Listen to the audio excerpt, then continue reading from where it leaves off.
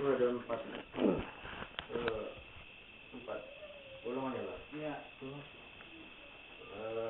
Antara lain kalau bidadari, apa tuh Bang? Empat siapa tuh Bang? Siapa mereka tuh Bang? Empat tuh Bang. Ya. Jadi yang dijadikan Allah bidadari itu adalah hasil pekerjaan hamba di muka bumi ini.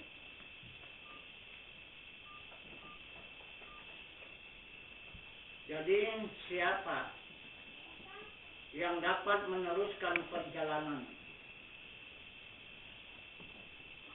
menuntut ilmu sampai pengenalnya kepada i'tikad ahli sunnah wal jamaah yang dimaksud di dalam Al-Quran Maqam Rabbi. Nah, itulah yang akan menjadi ainun jariyah. Nah, itu.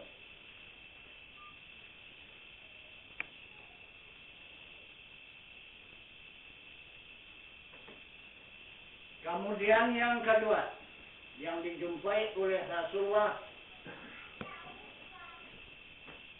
yang menjadi bidadari adalah hasil daripada hamba Allah yang menuntut perjalanan ilmu syariat, ilmu tarikat, ilmu hakikat, dan ilmu ma'rifat.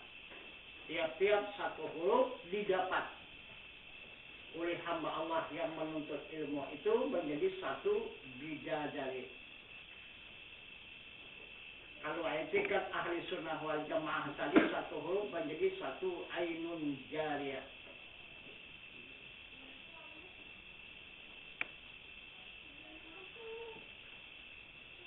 Yang ketiga, Ruh Hisan.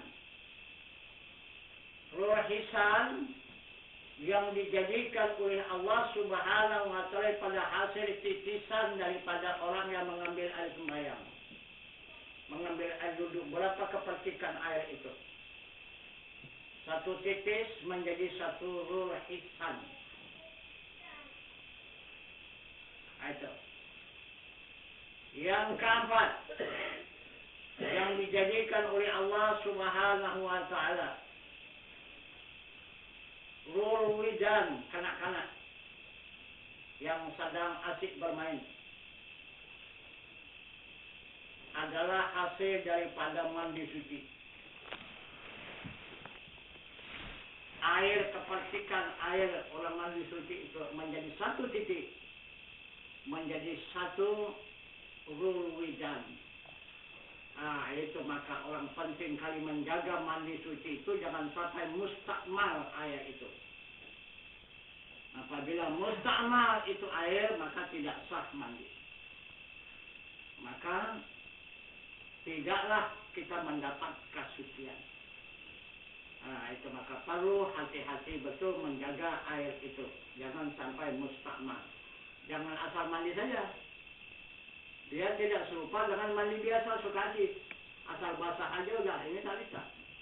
Tak bisa asal basah aja tak bisa. Walaupun kering, air satu sumur itu bisa saja tidak sah. Nah, itu maka mandi suci ini harus betul-betul dituntut ilmunya. Juga itu akan menghancurkan amal ibadah dia. Nah, itu. Kenapa dia tidak suci, amal ibadah habis semua. Lebur semua. Nah, itu karena berawal daripada mandi suci. Itu dikatakan suci daripada hadas. Nah, itu syarat daripada kita beramal. Nah, itu maksudnya.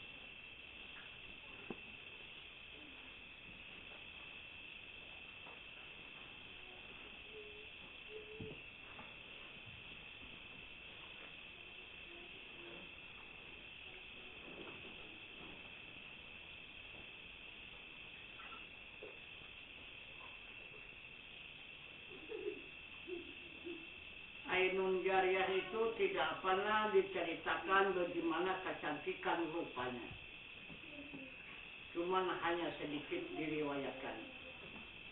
Semasa malaikat Jibril masuk ke dalam surga, sebelum dia berjumpa dengan malaikat Ridwan, maka berjumpalah lebih dahulu dengan Ainun Jariyah di muka pintu surga. Ainun Jariyah itu cuma tersenyum untuk menghadap kepada malaikat Jibril. Jadi baik dipandang oleh Jibril, Ainun Jariyah itu tersenyum, maka malaikat Jibril pun sujudlah. Nah itu. Jadi apa kata Ainun Jariyah? Jibril, kenapa maka kamu sujud? Bangun lihat, Jibril. Siapa rupanya? Kata malaikat Jibril, saya adalah Ainun Jariyah yang ada di dalam surga ini. Apa kata Jibril? Pikirku cahaya Tuhanku katanya. Nah, coba. Pikirku cahaya Tuhanku, kata maka aku sujud. Kata Jibril. Macam mana lah kecantikannya itu? Jibril pun sujud. Kalau kita pun pingsan aja. Nah, itu. Nah, itu maka orang yang memiliki etikat ahli sunnah wal jamaah manusianya tidak ada lagi. Zahirnya saja dipandang dia manusia, tapi dia bukan orang manusia lagi. Tapi apabila masih memandang diri manusia kepada orang yang etikat ahli sunnah wal jamaah, sampai kapanpun ilmu kita tidak tembus. Ilmu kita tetap tertutup. Nah itu.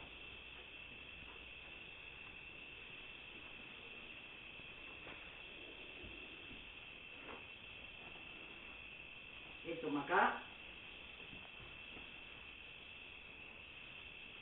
di dunia ini ada orang alam baka.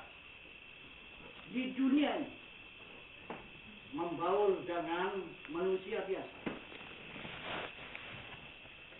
Bekerja macam manusia biasa, berumah tangga macam orang manusia biasa.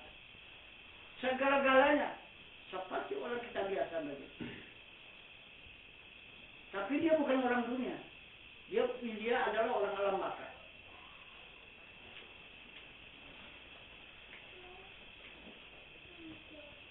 Itulah yang perlu kita intip, kita intai. Di mana dia itu?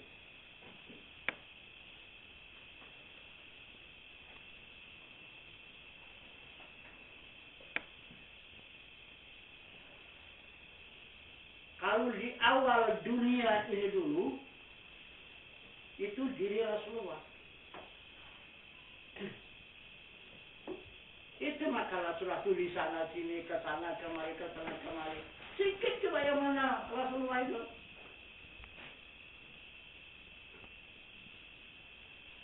Paling banyak orang yang mengenal Muhammad itu manusia biasa. Sampai sekarang kan?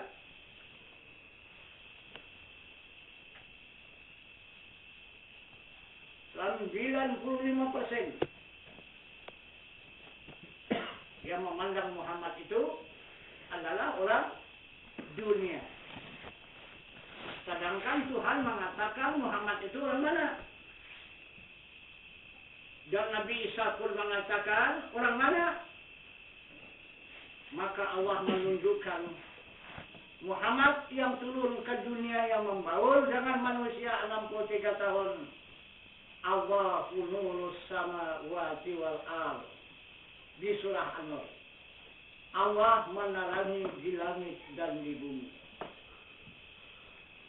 Itu yang diturunkan Allah ke muka bumi, yang menerangi di langit dan di bumi. Itu yang ditunjukkannya kepada manusia Yang menyerupa dengan manusia itu pun halus. Al-aradul basariyah. Berperangai mereka itu rasul sebagai perangai manusia. Yang tiada membawa kekurangan pada martabat yang maha tinggi. Itu. Seperti sakit, makan, minum, tidur, lapar, lelah, dahaga, bersuku, berbangsa, berketurunan serupa. Dengan manusia biasa, tapi halus. Dia boleh jadi, boleh tidak. Kalau kita wajib. Nah, itu bedanya. Nah, itu. Siapa yang berjumpa? Dialah yang sangat beruntung. Dialah yang akan menerima ridha Allah. Nah, itu. Siapa saja mengetahui diri Rasulullah yang sebenarnya pada zaman 63 tahun itu dijamin oleh Allah. Nah, itu tidak akan kena neraka. Baru tahu aja. Oh, ini dia Rasulullah. Nah, itu belum ikut dia lagi. Nah, itu.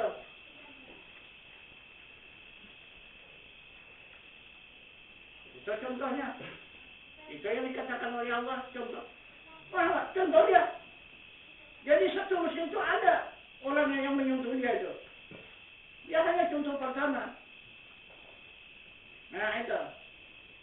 Maka Allah mengatakan telah ada atas diri Rasul.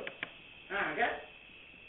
Telah ada atas diri Rasul suri tauladan yang baik bagi kamu. Lagi.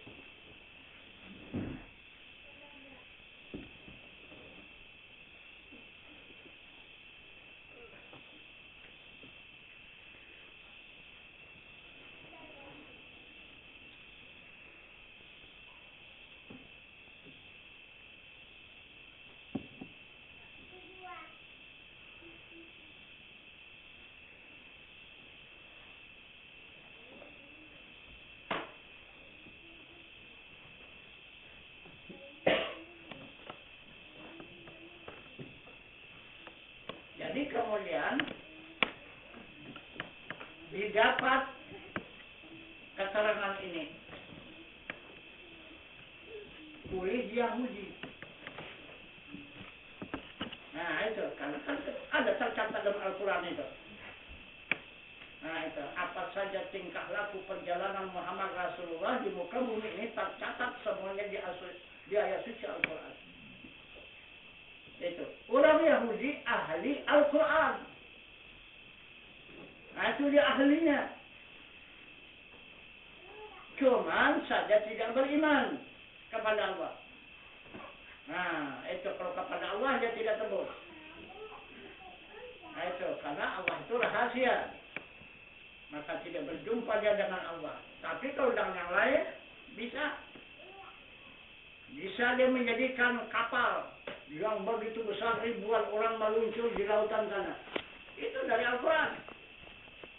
Itu bagaimana bentuk-bentuknya, alatnya, bautnya, itu dan sebagainya itu. Sehingga menjadi kapal dirakit. Nah, kemudian yang kedua menjadi pesawat. Bisa terbang. Yang mangkat orang ratusan orang. Itu.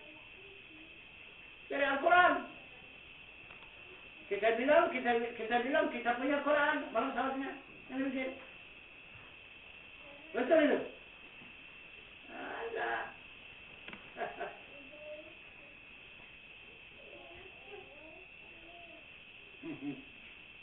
Tapi walaupun demikian, nah itu lebih kencang pesawat ya Allah. Dia berjam-jam juga ke Mekah sana kan? Wahai Allah cuma hanya beberapa detik saja sampai ke Mekah. Itu pesawatnya. Nah, mana lebih baik? Cuma tidak nampak dengan mata kepala berwujud begitu. Nah, itu karena Islam ini gaib. Karena Islam ini qadim. Nah, itu. Itu maka tidak ada paksaan dalam agama kecuali orang-orang yang yakin kepada benda yang gaib. La ikraha fid din qad tabayyana rusdu minal ghaib. Itu kata Allah. Tidak ada paksaan dalam agama.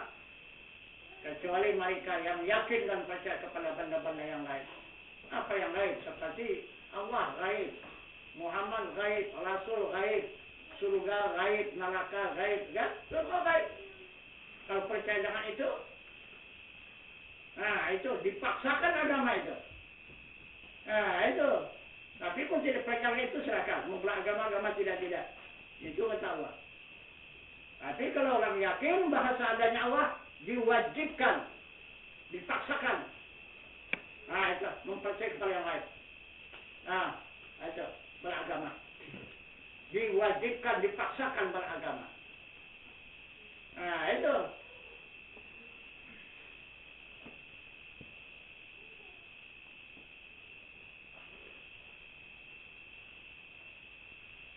Jadi, apa hasilnya? Oleh orang Yahudi menyentuh diri Rasulullah itu dia.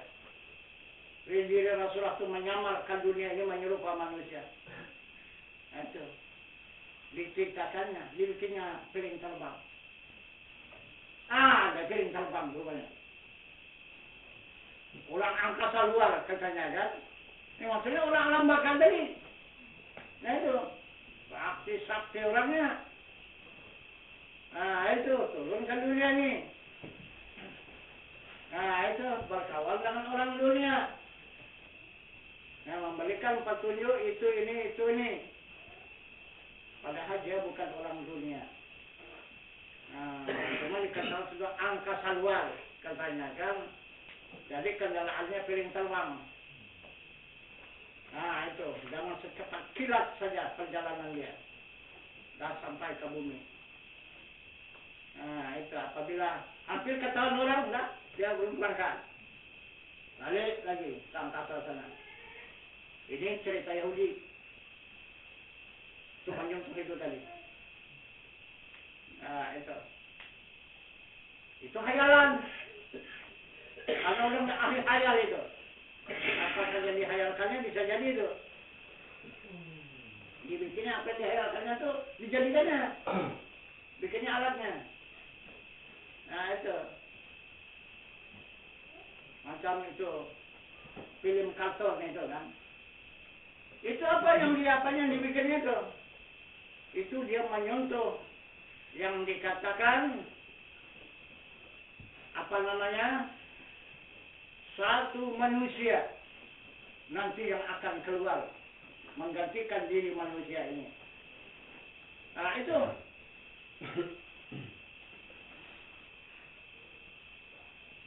Siapa itu orangnya?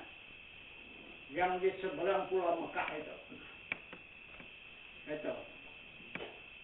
Itu dikatakan pulau Habsyi. Itulah yang nampak dari Mekah itu pulaunya. Jadi ke ujungnya itu 7 kerajaan yang tercantum di dalam surat apa itu dalam Al-Quran, Al-Kahfi ya Pak? Bukan Al-Kahfi. Nah, surat apa itu? Ya di surat Al-Kahfi lah. Di situ ada. Yu'ja wa Ma'juja. Itu dalam Al-Quran.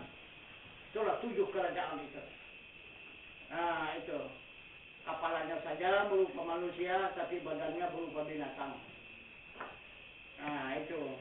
Ada yang kupingnya untuk selimut, yang sebelah kuping itu untuk tikarnya. Kalau dia tidur. Nah, yang satu dikembangkannya untuk jadi tikarnya, yang satu kuping sebelah untuk selimutnya. Nah itu sakti. Coba lihat di film kartun ada pernah mati. Mana kan? Itu bukan tidak ada orangnya, ada itu yang contohnya itu.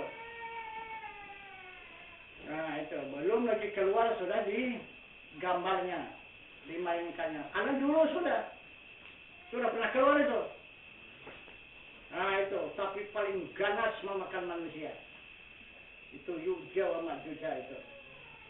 Jadi sekarang oleh wali Allah yang dikatakan Zulkarnain, itulah dibikinnya binting, tak bisa lewat lagi dia. Nah, dan rajanya tertanam sepinggang dan segera. rajanya itu. Itulah dikasih makanlah oleh rakyatnya itu. Raja Ya'juj wa Ma'juj itu. Nanti apabila tidak ada orang azan lagi di muka bumi ini, azan subuh, keluar dia. Tembus bintang itu, ditembusnya. Karena itu pekerjaannya tiap malam. Di kulitnya bintang itu, kemudian sudah terang, mau tembus ke sebelah, datang suara azan, tak tutup balik bintang itu. Mundur dia balik. Besok malam galinya lagi. Tak ada bintangnya itu. Nah itu, menggali bintang itu. Jadi apabila nanti tembus bintang itu, nah dia pun keluarlah itu. Satu biji aja dia bawa batu, ketepung ke lautan itu. Jadi jalan itu, tembus ke Pulau Mekah. Nyeberang dia. Gitu. Jadi pasar nanti batu yang dilimpahnya satu cok lautan itu jadi bintang. Itulah jalannya menyeberang. Berapa jumlahnya orang tersebut? Banyaknya. Bukan sedikit jumlahnya.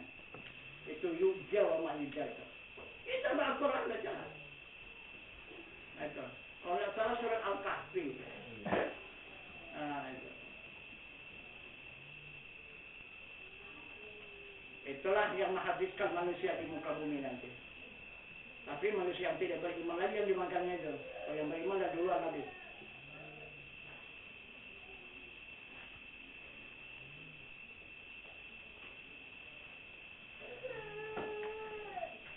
Kemudian yang kedua, itu orang tua kita.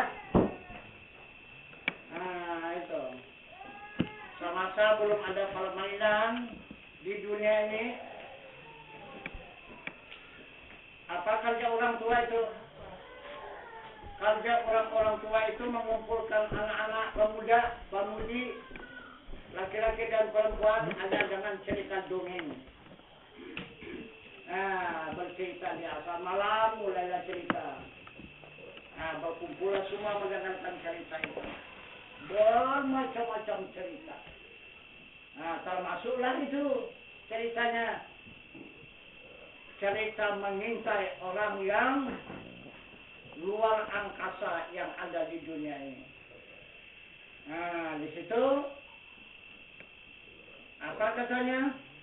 Orang-orang bidadari yang turun ke dunia ini, dia kesukaannya mandi di danau-danau yang luas. Nah, itu. Jadi senang dia mandi. Jadi 7 bersaudara dia, bidadari itu. Itu. Jadi ada anak lajang tidak mau berumah tangga. Dilihatnya perempuan-perempuan tidak ada yang cocok sama dia. Jadi dia tak peduli cari sana, cari sini, cari sana, masuk ke hutan rimba kemana-mana, mencari perempuan yang cocok untuk menjadi istri, nggak ada. Akhirnya sudah masuk ke hutan rimba tadi, maka berjumpalah dengan danau yang luas tadi. Maka dia mengintip-ngintiplah di danau itu. Terdengar suara orang banyak. Nah itu. Ketawa-ketawa. Nah gitu. Rupanya orang mandi-mandi.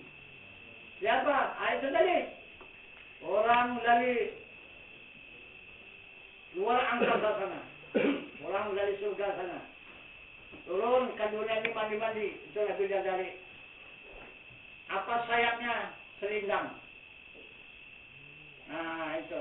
Jadi datang si anak lajang kali, wah cantik betul, ini yang cocok sama aku.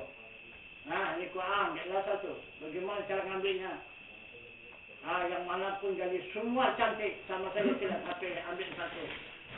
Selindangnya tadi disimpan, bawa pulang ke rumah. Sesudah disimpan rapi-rapi, barulah kembali ke danau tadi. Nah ketinggalan satu. Nah itu, melayap ke sana kembali dalam hutan. Datanglah dia tadi, pura-pura bertanya. Nah, untuk menyelamatkannya. Nah, jadi apa lagi? Kemana lagi? Mau lari mau kemana? Mau tidak mau macam mana menolaknya? Dia tidak tahu di dalam hutan perempuan sendiri yang cantik pula mau tak pakai ikut. Pulanglah ke rumah. Itu sampai di rumah setelah menjadi rumah tangga. Itu. Jadi itu cerita dunia. Itu tapi jauh betul pahamnya itu. Itu. Kenapa maka 7 bidadari itu? Bilang 10 kenapa? Itu. Mereka kenapa mesti 7? Itu. Kenapa mesti pakai selendang?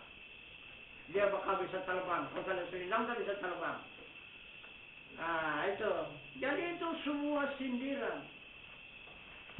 Itu. Dikalang oleh orang-orang tua dulu itu. Contohnya Nabi Adam dengan Siti Hawa. Karena jatuh dari surga jatuh ke dunia ini karena tidak ada pakaian. Itu. Karena tidak ada pakaian. 900 tahun Nabi Adam di dunia ini dapat pakaian itu kembali pulang ke surga, ke kayangan. Itu. Dikatakan putih kayangan. Itu. Kemudian Siti Hawa pun begitu. Apakah dia Siti Hawa untuk mencari selendang itu? Rupanya sudah dijanjikan Allah. Baru dapat selendang pakaianmu untuk pulang ke surga 21 kali melahirkan. Itu janji Siti Hawa. 21 kali melahirkan Siti Hawa, baru jumpalah pakaian itu. Pulang juga Siti Hawa. Ini semua contoh. Pada kita,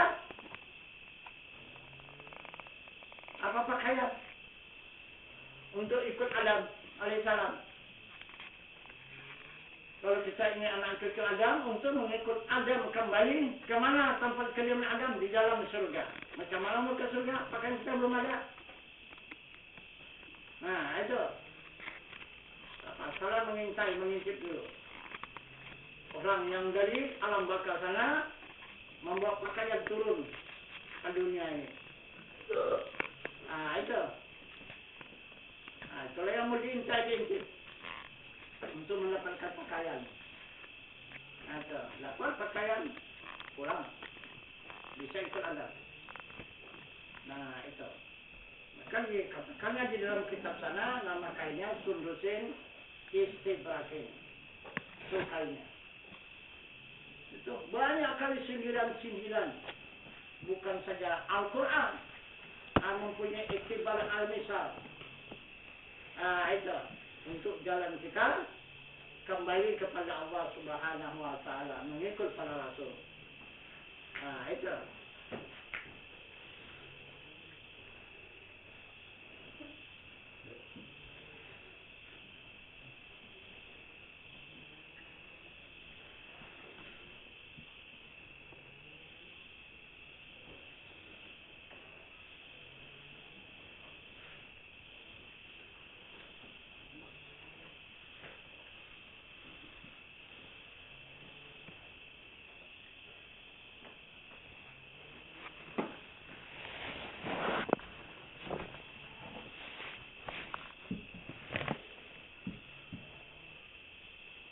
Mbah.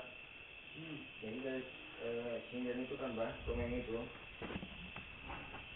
banyak sekali orang. Kalau dulu kan pemuda yang mendatangi hutan belantara untuk mengintip para bidadari mandi. Sekarang ini kan bidadarinya udah ngomong Mbah, tapi dijauhi ya Mbah.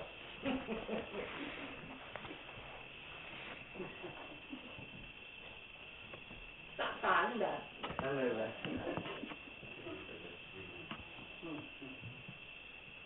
Orang ambil berterima.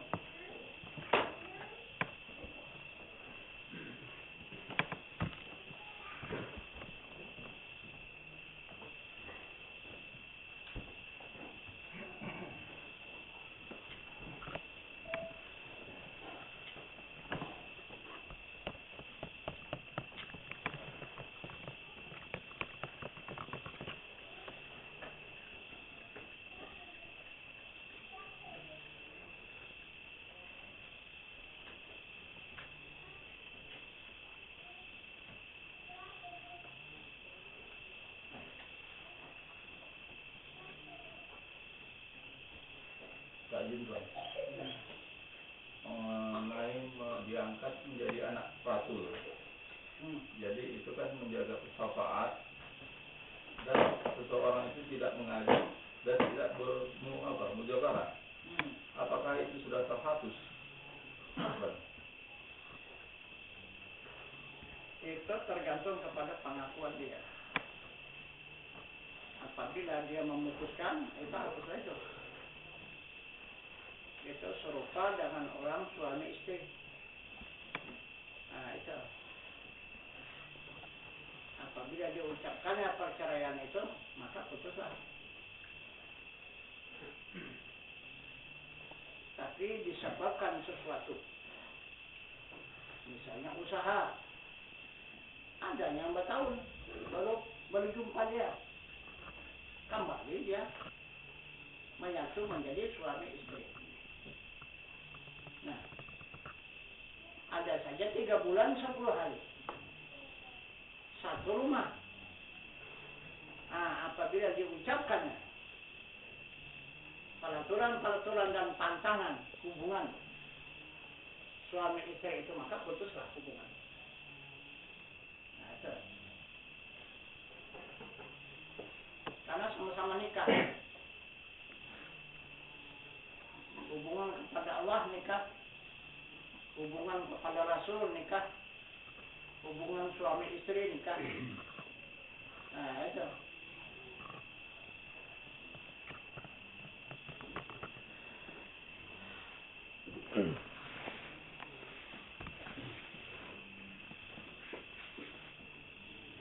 Tadi lagi tuan. Ya. Tadi mengenai malaikat. Begitu banyaknya nama-nama malaikat itu, apa bagi diri manusia itu? Nah, diri manusia itu kekuatan manusia. Malaikat Jibril menjadi kekuatan akal. Nah, itu yang mendatangkan ilmu. Mikael yang mendatangkan rezeki. Israfil yang menghembuskan angin. Kalau tidak berhembus angin itu kita lihat Israel. Nah, ini yang menjalankan nyawa untuk pulang. Nah, sudah itu Kiraman mencatat kebajikan, Katibin mencatat kejahatan, Mungkar tukang tanya, Nakir tukang pukul. Nah, itu. Malaikat Malik menunggu pintu neraka, malaikat Ridwan menunggu pintu surga. Itu malaikat yang ada di diri manusia. Ada lagi yang di dalam, malaikat Muhim dan Wanas. Itu yang di kalbu.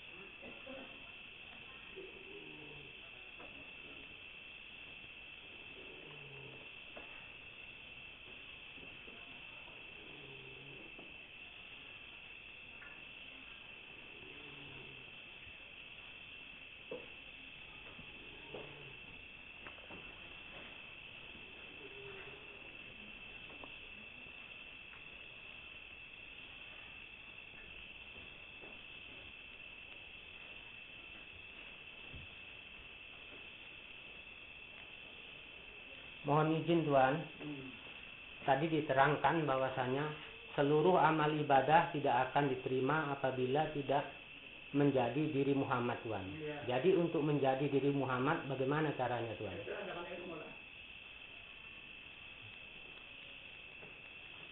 Karena untuk menjadikan diri itu dengan ilmu.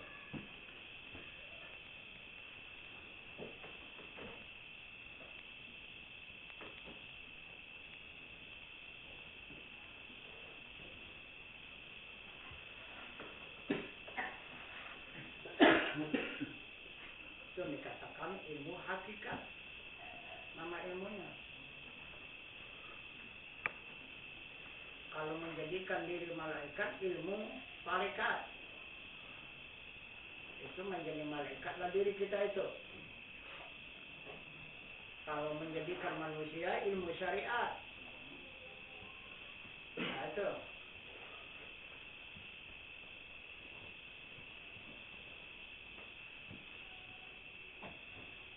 Kalau kita jadikan diri kita itu menjadi diri Allah, ilmu ma'rifat. Itu udah disediakan oleh Rasul ilmunya masing-masing. Untuk menjadi apa? Perubahan di dunia. Menjadi camat, tuntut ilmunya. Ilmu supaya apa? Bisa jadi camat. Kalau tak ada ilmu bisa menjadi camat, bisa apa enggak? Nggak bisa. Nah itu. Kalau untuk menjadi tentara, tuntut ilmunya supaya bisa menjadi tentara, menjadi polisi. Ah, begitu juga. Tuntut ilmunya. Jadi ilmu itulah nanti yang menjadikan diri kita itu. Kalau tak ada ilmu, diri kita tak mau jadi. Cobalah orang-orang yang jadi polisi, menjadi tentara, ilmunya itu. Yang menjadikan dirinya itu. Padahal dirinya serupanya dengan diri kita. Kenapa kita tidak jadi tentara, tidak jadi polisi? Kenapa orang bisa jadi tentara, jadi polisi? Karena tidak kita tuntut ilmunya. Nah itu.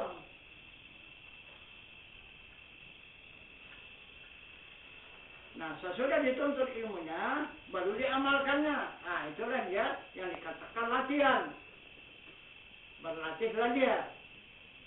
Nah itu.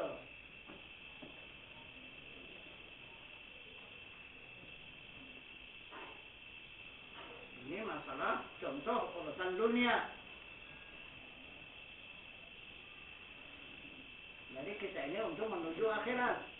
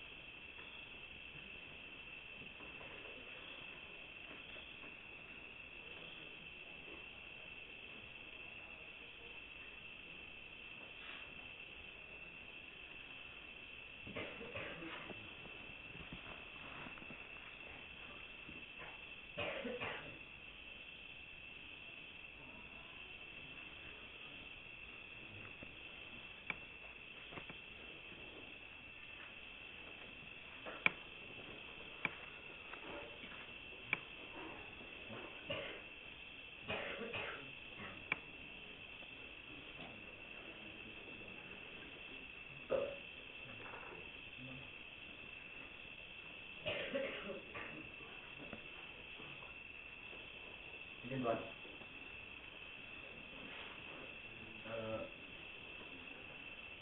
Ketika mengkaji tentang atau menuntut ilmu ini Tuan, kan kita tidak terlepas dari pesan Rasul yang mengikut tentang firman Allah ataupun sunnah Nabi. Jadi Tuan, dari beberapa lama sudah kami menuntut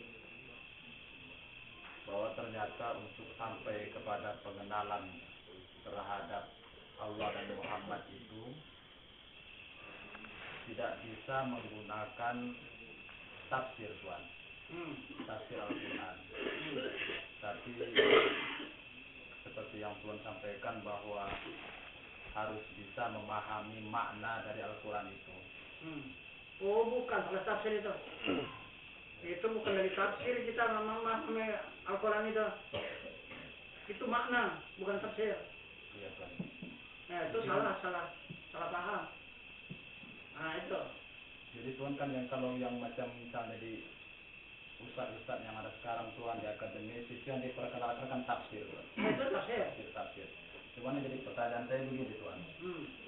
Apakah memang makna Al-Quran ini dilarang untuk diterbitkan, atau memang tafsir itu sejak zamannya Rasulullah memang disarankan? Ini gimana Tuan? Sekarang sudah ditukar. Nah itu, makna itu dengan tafsir sudah ditukar. Nah itu di syahadat aja udah bertukar dia. Makna itu tasdik yang diajarkan oleh Rasulullah. Syahadat itu. Ini tukar dengan tafsir sekarang ini. Mana yang cocok dia? Tasdik dengan tafsir. Jauh kali beda. Kalau tafsir, syahadat itu kita mengucap syahadat mengatakan tidak ada Tuhan. Nah itu. Kalau makna tasdik wajib adanya Tuhan. Nah kan jauh perbedaan. Nah itu, salah satu derajat itu kan.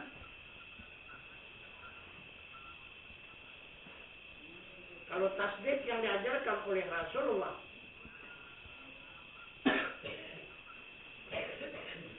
syahadat itu mengatakan wajib adanya Tuhan bernama Allah. Itu. Kalau tafsir tiada Tuhan, hanya Allah. Itu tafsir. Itu maka sampai kapan kita tidak jumpa dengan Allah? Orang boleh dikatakan tiada.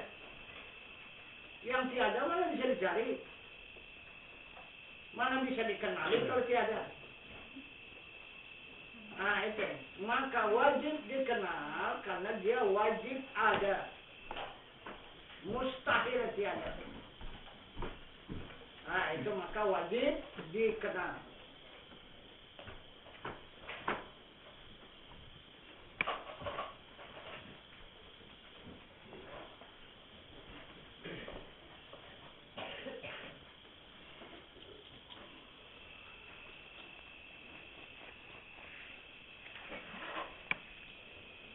Jadi itu dikatakan ilmu fardu kifayah. Tafsir itu bukan fardu ain.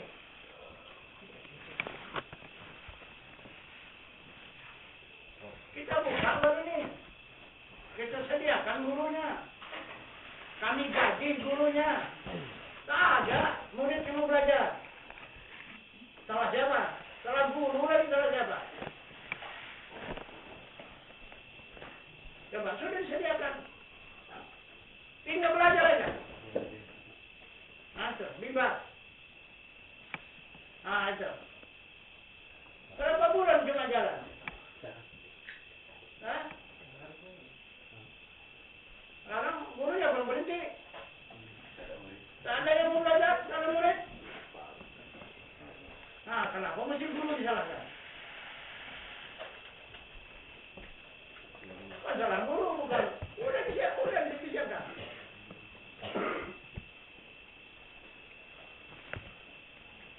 Bahkan dibikin pengumuman.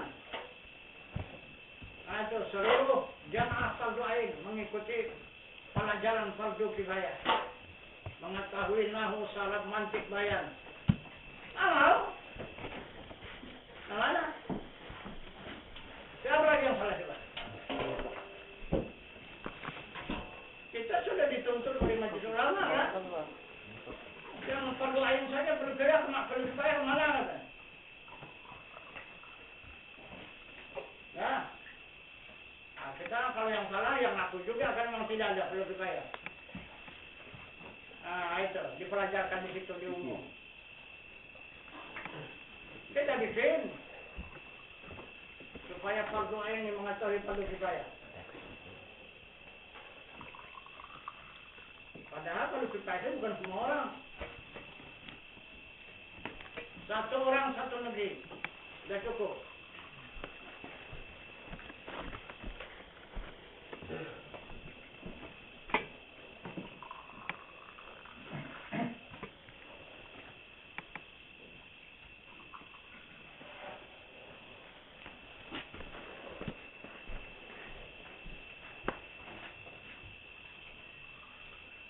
Lagi Pak, misalnya macam yang pernah saya dapati kasus cerita-cerita dengan ustaz Arwan kan, jadi cerita tentang awal ma'rifatullah itu Pak. Jadi ketika dia buka ayat surah Al-Baqarah ayat 3 lah misalnya Pak, tentang alladzina yu'minuna bil ghaibi itu Pak. Tetap dia bertahan dengan tafsir yang gaib itu Allah, malaikat dan segala macamnya itu Tuhan. Jadi kalau ditafsirkan kan susah kita bisa memahamkannya itu Tuhan. Karena dengan kalimat gaib itu misalnya Tuhan.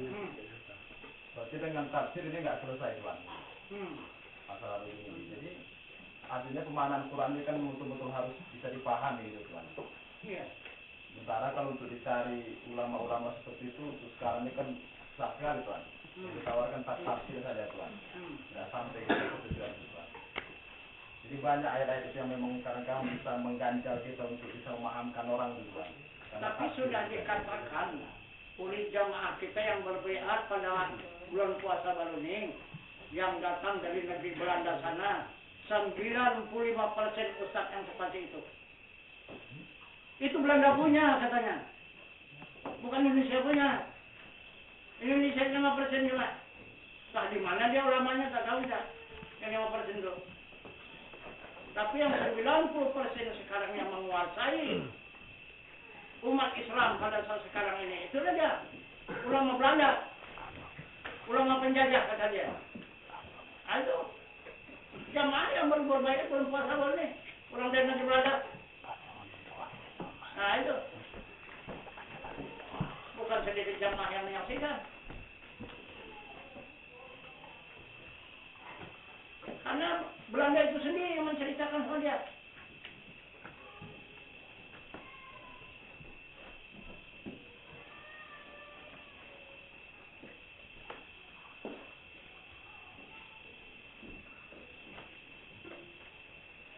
Jadi kalau sudah penjajah, takkan mungkin yang benar ditunjukkannya. Tentu saja yang menyimpang kan.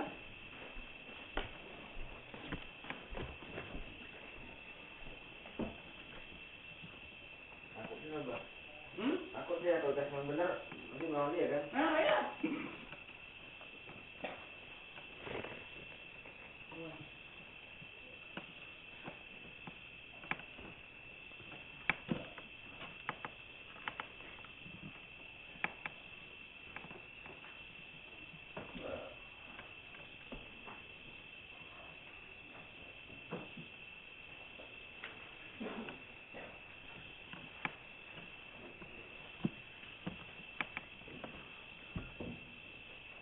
Padahal Pak, kalau mau terbuka hatinya Pak ya, tidak ditutupi, tidak disingkirkan, didalami mereka, semua orang pasti akan memberikan rahmat pada seluruhnya ya. Iya. Akan damai tentram semuanya. Iya. Tapi ya sebenarnya juga kalau nggak senang gitu Pak.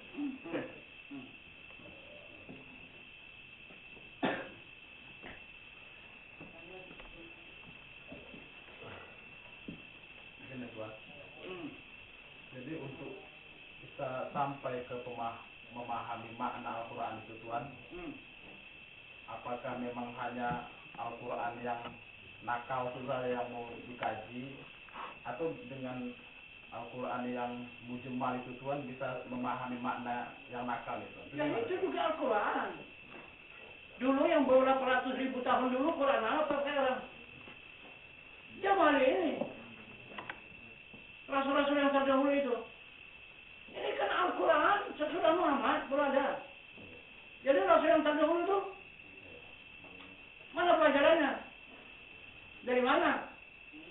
Itu pun sesudah Muhammad 4 abad itu. Tidak tertulis. Al-Quran cuma hanya di dada sahabat aja. 4 abad itu. Mana tahu, nggak tahu. Nah itu. Karena Rasul itu serupa dengan sahabat berbicara, yang dibicarakan itu adalah Al-Quran. Dia berbicara dengan Al-Quran. Nah disitulah kita tahu bahasa itu Al-Quran, karena dibahasakan oleh sahabat. 400 tahun itu. Tidak tertulis satu huruf pun. Sesudah 4 abad, 400 tahun baru tertulis. Nah itu yang ditulis oleh Sayyidina Utsman. Nah itu hurufnya itu dari Sayyidina Ali. Itu berada. Jadi kita pun demikian.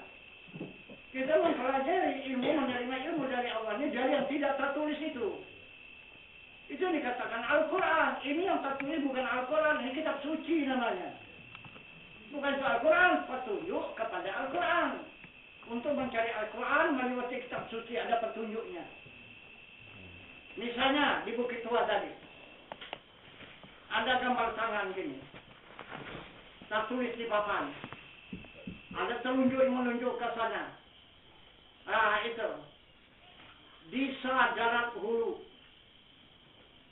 Ah itu, misalnya kecamatan Sungai Lepan. Berapa jaraknya? 5 km ataupun 6 km. Ah, itulah Al-Quran yang tertulis itu. Itulah ICP. Itulah ICP contoh. Jadi datang kita bertanya, baru datang. Saya tanya di sana, Pak, Darat Hulu mana? Tuh. Tunjukkannya papan tadi. Tuh dia, bacalah. Ada. Ya, bukan itu yang saya maksud. Darat Hulunya mana? Ya itu, baca. Baca tidak, baca papir, baca percaya. Itu, ustaz pekerjaannya gitu tuh. Ah, itu. Tapi banyak orang yang terus keluar masuk berjalan, yang langsung menyaksikan bagaimana rupa Darat Hulu itu. Nah itu yang berani mengajak, ayo ikut saya. Saya orang sana, saya tahu sama Darat Hulu itu. Itu yang benar. Nah itu yang dikatakan Al-Quran. Itu adalah ayat suci Al-Quran, kan berbeda. Jadi yang dikatakan Al-Quran hudan linnas, petunjuk bagi diri manusia, ilmu manusia, bukan yang tertulis di buku itu. Ilmu manusia hudan linnas. Ah itu petunjuk bagi diri manusia, ilmu bagi diri manusia. Wa bainatin minal huda wal furqan, untuk mengetahui yang benar jangan yang salah. Mana yang benar, mana yang salah. Itulah jangan Al-Quran yang ada pada diri manusia. Nah itu, jadi itulah ilmu. Kalau yang tertulis itu bukan ilmu itu. Nah, seperti petunjuk tadi ya. Bukan itu. Oh, sekarang anak panah lagi bikinnya kan gambar tangan lagi.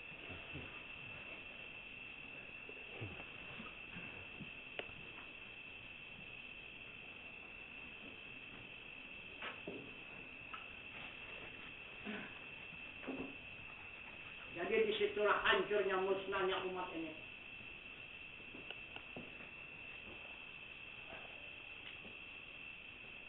Jadi kalau tidak nyata begitu dibuka Al-Quran itu di hadapan mereka, tak percaya. Dianggap mengada-ngada. Nah itu.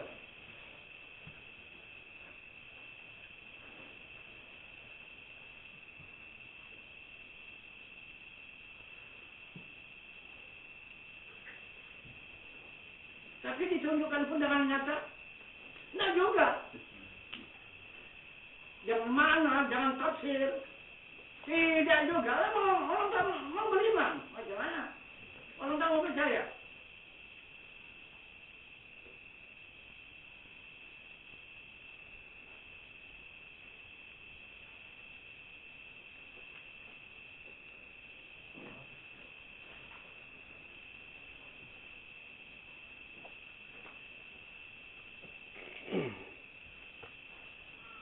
Padahal kalau mereka tahu mah ngesek menjadi ya. Enggak. Kalau tak baca kalian cek. Yang mana ustaz-ustaz yang kalian jumpa itu. Yang mana kalian sampai cek. Coba cek anak istrinya macam mana. Bahasa Arab apa enggak?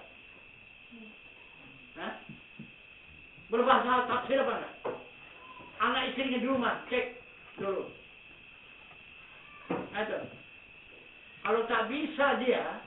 Beserta anak istrinya itu bahasa tafsir.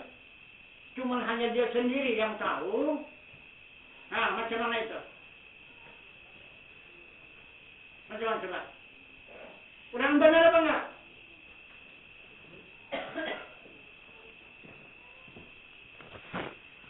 Berarti itu orang mengingkari Al-Quran. Yang dikatakan Al-Quran itu adalah ya ayyuhalladzina amanu qu anfusakum wa ahlikum nara. Wahai orang yang beriman, selamatkan diri kamu dan ahli keluarga kamu daripada api neraka. Ini kok hanya untuk diri dia sendiri. Coba.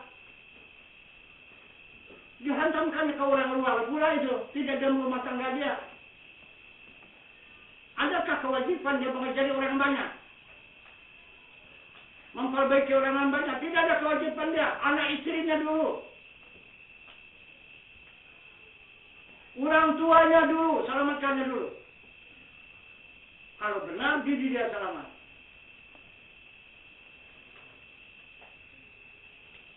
Sama-sama memahami Al-Quran itu.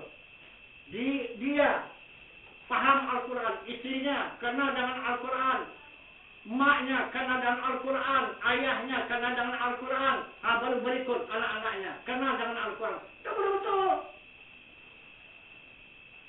Itu kalau hanya dia cuma. Untuk apa? Untuk jualan. Nah, untuk isi kantong.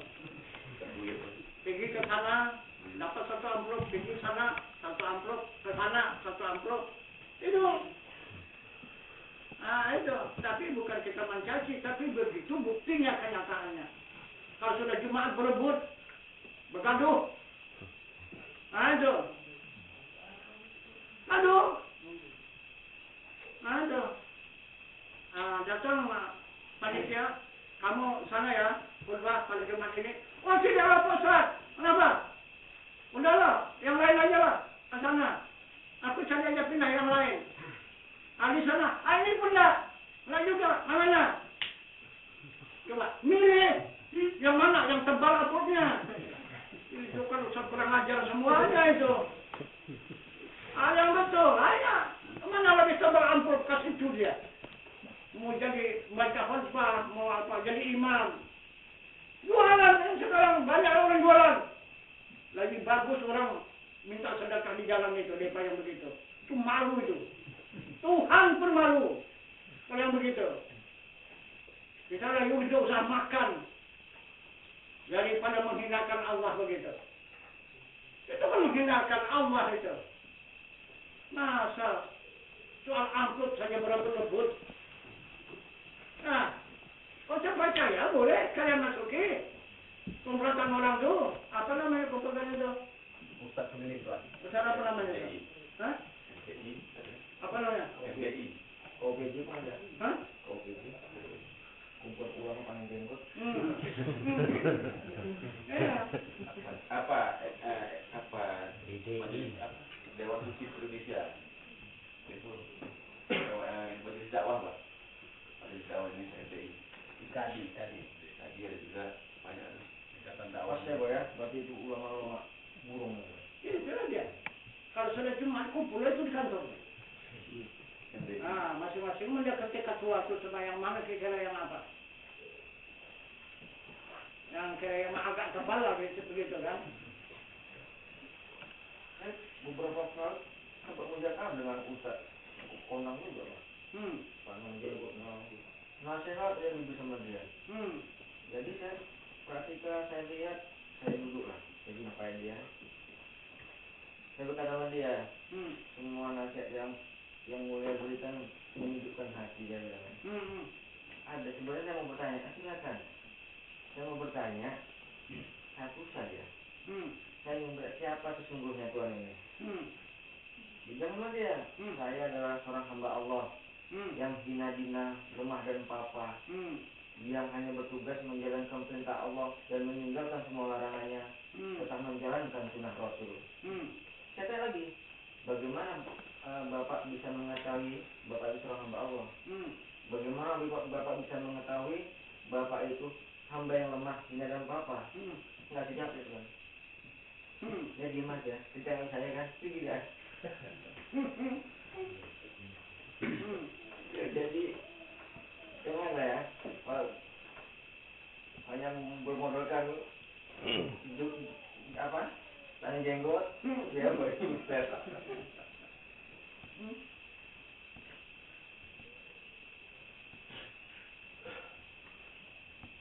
Saya izin Tuhan. Jadi bagaimana terjadinya wajibnya 5 waktu itu dan wajibnya Jumat itu? Bagaimana jatuhnya itu? Wajibnya itu Ustaz? Wajibnya? Dipakai badan tuh. Cuma buang ke badan tuh, jangan dipakai lagi. Yang wajib lagi tuh. Wajib syariat itu. Buang kan badan yang dipakai. Mau? Enggak kan ya? Tidak akan dituntut Tuhan, saya jamin. Nah, kalau berdosa saya jamin dosanya. Tinggalkan badan. Ya kan? Karena yang berdiri rukuk, sujud dan duduk itu badan tuh. Ya kan, berdiri artinya rukuk, amin, sujud, amin, duduk, tanah. Tinggalkan. Kau tambah gitu. Dulu aja. Ya kan? Nah, itu maka kalau tak bisa berdiri duduk, setelah sholat, duduk aja. Pakai hati aja, nggak usah pakai badan. Ya kan? Itu hanya duduk, tidak Allah. Nah, itu. Bisa? Bagaimana? Bagaimana caranya Tuhan? Ya? Caranya Tuhan? Supaya tidak wajib lagi salat yang 5 waktunya. Ya, cara meninggalkan badan Tuhan. Ya tinggalkan. Keluar, kan waktu itu tuh.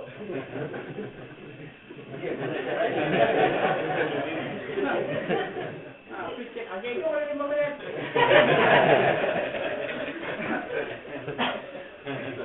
Habis itu.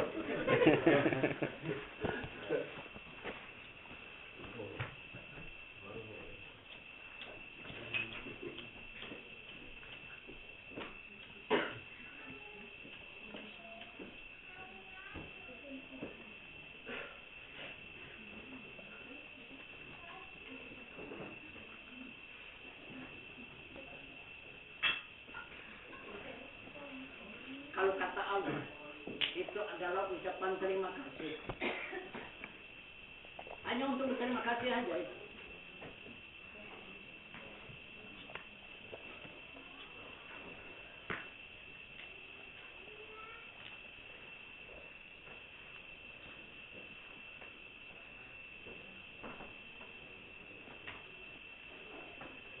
Berapalah sekadar hanya terima kasih. Kalau kita bikin sendiri tak bisa. Nah, coba bikin sendiri kalau bisa. Tak usah berterima kasih. Bikin badan itu sendiri. Bisa enggak? Enggak usah menunggu bikinan Allah. Nah, jadi kalau bikin Allah kita pakai, mau tak mau terpaksa terima kasih.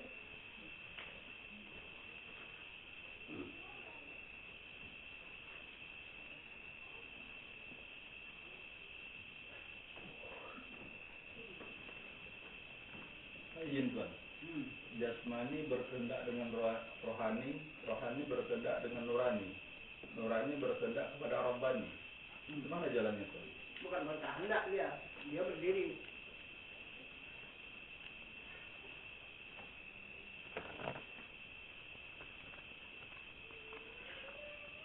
Dia berdiri, dia bukan berkehendak. Yang berkehendak itu zat. Sifat dia berkehendak kepada berdiri kepada zat, bukan dia berkehendak. Berdiri dia.